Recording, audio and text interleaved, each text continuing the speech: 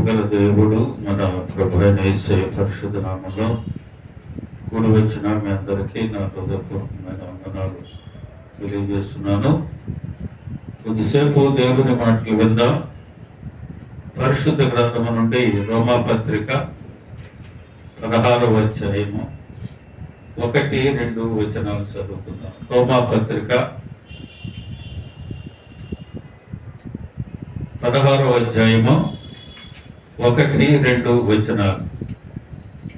కెంక్రియాలోనున్న సంఘ పరిచారకురాలకు ఫీబే అను మన సహోదరుని పరిశుద్ధులకు తగినట్లుగా ప్రభునందు చేర్చుకొని ఆమెకు మీ వలన కావలసిన ఏదైనా ఉన్న ఎడల సహాయము చేయవలెనని ఆమెను గూర్చి మీకు సిఫార్సు చేయుచున్నాను.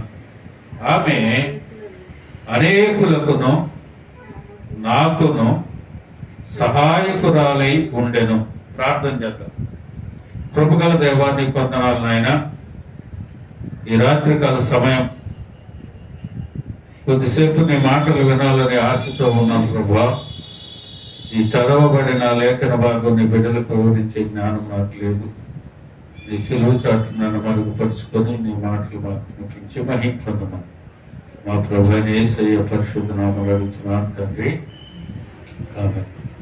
ప్రియమైన దేవుని బిడ్డలారా, చదవబడిన లేఖన భాగంలో అపోస్తలుడైన పౌలు గారు కొరింథీ సంఘానికి, రోమా సంఘానికి రాస్తూ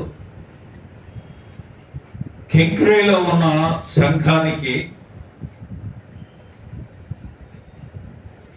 ఆ సంఘంలో ఒక పరిచారకురాలకు ఫీబే అనే ఆమెను గురించి ఆయన చాలా చక్కని మాటలు రాశారు. ఈ ఫీబే అనే పేరునకు ప్రకాశించున్నది అనే అర్థం. ఈ 16వ అధ్యాయము 1-2 వచనాల్లో ఒక 4-5 విషయాలు అక్కడ తెలియజేయబడ్డాయి. ఆమె సంఘ పరిచారకురాలని, పరిశుద్ధులకు తగినట్లుగా ఉందని, ఆమెకు సహాయం చేయాలని అపోస్తలుడైన పౌలు గారు సిఫార్సు చేస్తూ, ఈమె నాకే కాదు అనేకులకును సహాయకురాలై ఉంది అని దేవుని వాక్యం సెలవిస్తూ ఉన్నాయి. అపోస్తలుడైన పౌలు సంఘానికి రాస్తూ రోమా సంఘానికి తెలియజేస్తున్నాడు. ప్రియమైన దేవుని బిడ్డలారా, ఈ ఫీబే ప్రకాశిస్తూ ఉన్నదట. ఎవరు ప్రకాశిస్తారు అనే విషయాన్ని మనం చూస్తే, మోషే సీనాయి కొండ మీదకి వెళ్ళినప్పుడు అక్కడ 40 దినములు పగలు రాత్రులు దేవునితో గడిపి తిరిగి ఆయన వచ్చేటప్పుడు ఆయన ముఖం ప్రకాశిస్తూ ఉందట. నిర్గమాకాండము 34వ అధ్యాయం 35వ వచనంలో మోషే సీనాయి కొండ దిగుచుండగా శాసనములుగా ఆ 2 పలకలు మోషే చేతిలో ఉండెను. అతడు కొండ దిగుచుండగా ఆయన అతనితో మాట్లాడుచున్నప్పుడు తన ముఖ చర్మము ప్రకాశించిన సంగతి మోషేకు తెలిసి ఉండలేదు. హల్లెలూయా. దేవునితో గడిపే అనుభవం కలిగిన వ్యక్తులు, దేవునితో సన్నిహిత సంబంధం కలిగిన వ్యక్తులు ముఖాలు ప్రకాశిస్తాయట. ఆ సంగతి మనకు తెలియదు. ఇక్కడ చెప్పబడే మాట ఏమిటంటే, ప్రకాశించిన సంగతి మోషేకి తెలియలేదట. జనాలు కనపడతా ఉంది, అతని ముఖం చూడలేని పరిస్థితి, ప్రకాశిస్తూ ఉంది. అలాగనే బాప్తిసం ఇచ్చే యోహాను గురించి ఒక మాట చెప్తారు. యోహాను సువార్త 5వ అధ్యాయం 35వ వచనంలో, అతడు మండుచు ప్రకాశించుచున్న దీపమైనట్టున్నాడు అని. దేవుని చేత ఏర్పరచబడి దేవుని మార్గాన్ని సరళం చేయటానికి వచ్చిన యోహాను గారి గురించి అక్కడ రాయిచున్న మాట ఏమిటంటే, అతడు మండుచు ప్రకాశించుచున్న దీపమై ఉన్నాడు. హల్లెలూయా. కనుక ప్రియమైన దేవుని బిడ్డలారా, దేవునితో సన్నిహిత సంబంధం కలిగిన వ్యక్తులు ప్రకాశిస్తారు. దేవుడు ఏర్పరచుకొని దేవుని పనిలో కొనసాగే వ్యక్తులను దేవుడు ప్రకాశింపజేస్తాడు. అంతేకాదు యెషయా గ్రంథము 58వ అధ్యాయం 10వ వచనంలో ఆశించిన దానిని ఆకలిగని వానికి ఇచ్చి శ్రమ పడిన వానిని తృప్తిపరిచిన ఎడల చీకటిలో వెలుగు ప్రకాశించును, అంధకారములో నీకు అంధకారము నీకు మధ్యాహ్నము లేవుండును. దేవుని ఆజ్ఞ ప్రకారంగా మనం అనుసరించి నడితే ఆశించిన దాన్ని ఆకలిగొన్న వారికి ఇచ్చి శ్రమపడ్డ వారిని తృప్తిపరిచిన ఎడల చీకటిలో వెలుగు ప్రకాశిస్తుందట. అంధకారం నీకు మధ్యాహ్నము ఎండవలే ఉంటుందట. హల్లెలూయా. అందుకనే దానియేలు గ్రంథం 1వ అధ్యాయము 12వ అధ్యాయం 3వ వచనములో ఒక చక్కని మాట ఉంటుంది. అక్కడ ఏమని ఉంటుంది? బుద్ధిమంతులైతే ఆకాశ మండలములోని జ్యోతులను పోలిన వారై ప్రకాశించదు. ఎవరు ప్రకాశిస్తారట? బుద్ధిమంతులైతే ఆకాశ మండలములోని జ్యోతులను పోలిన వారై ప్రకాశించెదరు. నీతి మార్గమును అనుసరించినట్లు ఎవరు అనేకులను త్రిపుదురు, వారు నక్షత్రం వలె నిరంతరము ప్రకాశించెదరు. హల్లెలూయా. బుద్ధిమంతులు, దేవుని ఎరిగిన వారు, అనేకులను దేవుని త్రట్టు తిప్పిన వారు, వారు నిరంతరము ప్రకాశిస్తారట. ఈ ఫీబేను గురించి ఏమి చెబుతుందో వాక్యం? పరిచారకురాలు, పరిశుద్ధులకు తగినట్టుగా ఉంది. ఆమె సహాయం చేయండి ఏమని అడిగితే నేను సిఫారసు చేస్తున్నాను, ఎందుకంటే ఈమె నాకే కాదు అనేకులకు సహకారిగా ఉండేది. ప్రియమైన దేవుని బిడ్డలారా, మొదటిగా మనం చూసినట్లయితే సంఘ పరిచారకురాలు అని దేవుని వాక్యములో రాయబడి ఉంది. చూడండి, కీర్తన గ్రంథము 101వ కీర్తన 6వ వచనంలో, నా యందు నివసించినట్లు దేశములో నమ్మకస్తులైన వారిని నేను కనిపెట్టుచున్నాను, నిర్దోష మార్గమందు నడుచువారు నాకు పరిచారకులు. హల్లెలూయా. ఎవరంట పరిచారకులు? ఈ బీబే కెంక్రీలో ఉన్న సంఘ పరిచారకురాలట. ఎవరు పరిచారకులుగా ఉంటారు అంటే ఏమంట? నిర్దోష మార్గమందు నడుచువారు నాకు పరిచారకులు. నిర్దోష మార్గములో నడిచేవారే పరిచారకురాలుగా ఉంటారు. నిర్దోష మార్గములో నడిచింది కాబట్టి కెంక్రీలో ఉన్న సంఘ పరిచారకురాలు ఈ ఫీబే అని అపోస్తలుడైన పౌలు సెలవిస్తా ఉన్నాడు. 1 తిమోతి పత్రిక 3వ అధ్యాయం 10వ వచనంలో కూడా, మరియు వారు మొదట పరీక్షింపబడవలెను, తరువాత వారు అనిందులైతే పరిచారకులుగా ఉండవచ్చును. హల్లెలూయా. నిందలు లేని వారు, పరీక్షించబడిన వారు, వారే పరిచారకులుగా ఉంటారని దేవుని వాక్యము సెలవిస్తా ఉంది. ఈ రాత్రి దేవుని వాక్యాన్ని వింటున్న మనము ఆలోచించవలసిన విషయాలు ఏంటంటే, ఆమె పరిచారకురాలు, ఆమె నడిచే మార్గము, అలాగనే నమ్మకస్తులైన వారిని, ఆమె నమ్మకం కలిగిన వ్యక్తి, నిర్దోష మార్గమందు నడిచేది, అంతేకాదు పరీక్షించబడినది, అనిందురాలై ఉంది. కాబట్టి పరిచారకురాలని దేవుని వాక్యములో సెలవిస్తా ఉంది. కనుక ప్రియమైన దేవుని బిడ్డలారా, ఆమె మొదటిగా పరిచారకురాలు. నీవెలా ఉన్నావు? సంఘంలో పరిచారకురాలుగా ఉండాలి, పరిచారకులుగా మనం ఉండాలి, నమ్మకస్తులై ఉండాలి, వారిని నిర్దోష మార్గంలో నడిచేవారై ఉండాలి. అంతేకాదు మొదట వారు పరీక్షించబడాలి, వారు అనిందులై ఉండాలి. అప్పుడు సంఘ పరిచారకురాలుగా ఉండటానికి అర్హత కలిగిన వ్యక్తులుగా మనం ఉంటామని పరిశుద్ధ గ్రంథం సెలవిస్తా ఉంది. ఈ రాత్రి నిన్ను నువ్వు పరీక్షించుకో. ఏ రీతిగా ఉన్నావు? సంఘంలో మనం నిర్దోషులుగా ఉన్నామా? నమ్మకస్తులుగా ఉన్నామా? పరీక్షించబడతా ఉన్నామా? అనిందులమై ఉన్నామా? వారిని పరిచారకులుగా పిలువబడతా ఉన్నారు.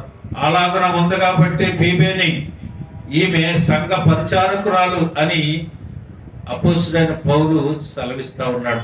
ప్రియమైన దేవుని బిడ్డలారా, ఈ రాత్రి దేవుని వాక్యాన్ని వింటున్న నీవు ఫీబే వలె ప్రకాశించాలి, ఫీబే వలె నమ్మకస్తురాలుగా ఉండాలి, ఫీబే వలె నిర్దోష మార్గం నడవాలి, ఫీబే వలె పరీక్షించబడాలి, అనిందులై ఉండాలి.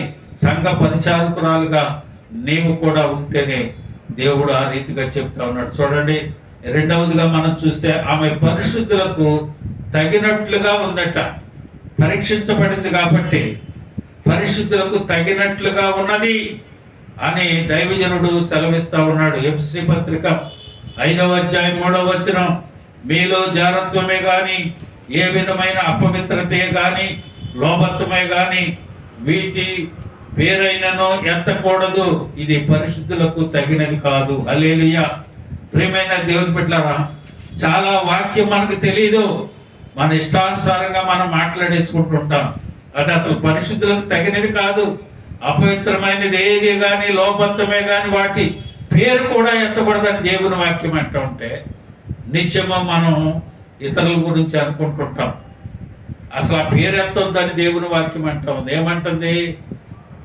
జారత్వమే కానీ ఏ విధమైన అపవిత్రతే కానీ లోభత్వమే కానీ వీటి పేరైనను ఎత్తకూడదు, ఇది పరిశుద్ధులకు తగినది కాదు. హల్లెలూయా. ప్రియమైన దేవుని బిడ్డలారా, ఈ పరిశుద్ధులకు తగినట్లుగా ఈ ఫీబే ఉంది అని దైవజనుడు ఏ రీతిగా చెప్తున్నాడు? వీటిలో దేని పేరైనను ఎత్తకూడకుండా ఉంటుంది. సంఘ పరిచారకురాలుగా ఉంటా ఉంది కదా. అందుకనే అపోస్తలుడైన పౌలు చెప్తున్నాడు, ఆమె పరిశుద్ధులకు తగినట్టుగా ఉంది, అలా జీవిస్తా ఉంది అని దేవుని వాక్యము ఈ రాత్రి నీతో నాతో మాట్లాడుతూ ఉంది. చూడండి, మూడవదిగా ఏమంటుంది వాక్యం? మూడవది ఏం చెప్పారు? ఆమె సహాయం కొరకు వస్తే ఆ సహాయం తప్పకుండా చేయండి అని చెప్తున్నాడు. అలా కీర్తనాకారుడు 115వ కీర్తన 11వ వచనంలో, యెహోవా యందు భయభక్తులు కలిగి, యెహోవా యందు భయభక్తులు గలవారులారా, యెహోవా యందు నమ్మిక ఉంచుడి, ఆయన వారికి సహాయము కేడము. హల్లెలూయా. దేవుని యందు నమ్మికించిన వారు, పరిచారకులుగా ఉన్నవారు, పరీక్షించబడిన వారు, ఏ అపవిత్రత లేకుండా, నీ నోట 6 మాటలు లేకుండా జీవించు పరిశుద్ధత తగినట్లుగా ఉన్నవారు దేవుని సహాయాన్ని పొందుకుంటారు. ఆమె అంటున్నాడు కదా పౌలు గారు, ఆవిడికి కావాల్సిన సహాయాన్ని చేయండి అంటున్నాడు. దైవజనుడు దావీదు గారు అంటాడు, కొండల తట్టు నాకు కర్రెత్తున్నాను, నాకు సహాయం ఎక్కడ నుండి వచ్చునో అది దేవుని యెహోవా వలన నాకు సహాయం కలుగునని. నీవు ఉండవలసిన రీతిగా ఉంటే దేవుడు తప్పక నీకు సహాయాన్ని అందిస్తాడు. అందుకే అపోస్తలుడైన పౌలు గారు చెప్తున్నారు, ఆమెకి ఏమైనా సహాయం కావాలంటే మీరు చేయండి అని అంటున్నాడు. అలాగనే 4వదిగా ఏమంటున్నాడు ఆయన? ఆమె నాకే కాదు అనేకులకు సహాయం చేసిందంట. ఆమె చూడండి, ఆయనకి దైవజనుడికే కాదంట, అనేకులకు కూడా సహాయం చేసిందంట. అపోస్తల కార్యాలు 11వ అధ్యాయము 29వ వచనం, అప్పుడు శిష్యులలో ప్రతి వాడును తన తన శక్తి కొలది యోదయాలో కాపురమున్న సహోదరులకు సహాయము పంపుటకు నిశ్చయించుకొనెను. ఏమండి, అలనాడు అపోస్తలులు పరిచర్యలో సంఘము ఏ రీతిగా సహకరించిందో చూడండి. అప్పుడు శిష్యులలో ప్రతి వాడును తన తన శక్తి కొలది యోదయాలో కాపురమున్న సహోదరులకు సహాయము పంపుటకు నిశ్చయించుకొనెను. ఈమెమంటుంది? ఈయన ఏమంటున్నాడు?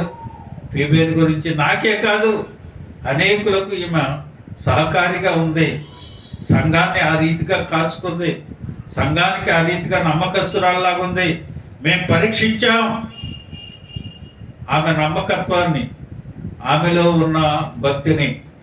ప్రియమైన దేవుని బిడ్డలారా, అపోస్తలుడైన పౌలు కొరింథీ సంఘానికి రాస్తూ 2వ కొరింథీ 1వ అధ్యాయము 10వ వచనాన్ని మనం చూసినట్లయితే, మరియు మా కొరకు ప్రార్థన చేయుట వలన మీరు కూడా సహాయము చేయుచుండగా. చూడండి, అనేకుల కొరకు. చూడండి, ఇటు చూడండి ఒకసారి. సంఘంలో మనం ఉన్నప్పుడు ఆర్థికంగా కానీ ఆధ్యాత్మికంగా కానీ ప్రార్థనాపూర్వకంగాని సంఘంలో ఉన్న వారికి మన సహకారులుగా ఉండాలి. అలాగ ఉన్నది కాబట్టి ఈ రోజున ఫీబేని గురించి పరిశుద్ధాత్మ దేవుడు పరిశుద్ధ గ్రంథంలో తెలియజేశాడు. అలాగన నీవు కూడా ప్రకాశించేవాడవుగా, ప్రకాశించే దానవుగా ఉండాలి. ఏదో సంఘంలోకి వస్తున్నాం, కాసేపు ప్రార్థన చేసుకుని వెళ్ళిపోతున్నాం, 2 మాటలు చెప్తున్నాడు, మన ఇంట్లో వాళ్ళ గురించి ప్రార్థన చేస్తున్నాడు అంటాం కాదు. ఈ రీతిగా ఉండాలి, ఫీబే వలె ఉండాలి. అందుకని నేను సిఫార్సు చేస్తున్నాను. ఏమంటున్నాడు? క్రెంకెరేలో ఉన్న సంఘ పరిచారకులకు ఫీబే అను మన సహోదరుని పరిశుద్ధులకు తగినట్లుగా ప్రభువునందు చేర్చుకొనుడి.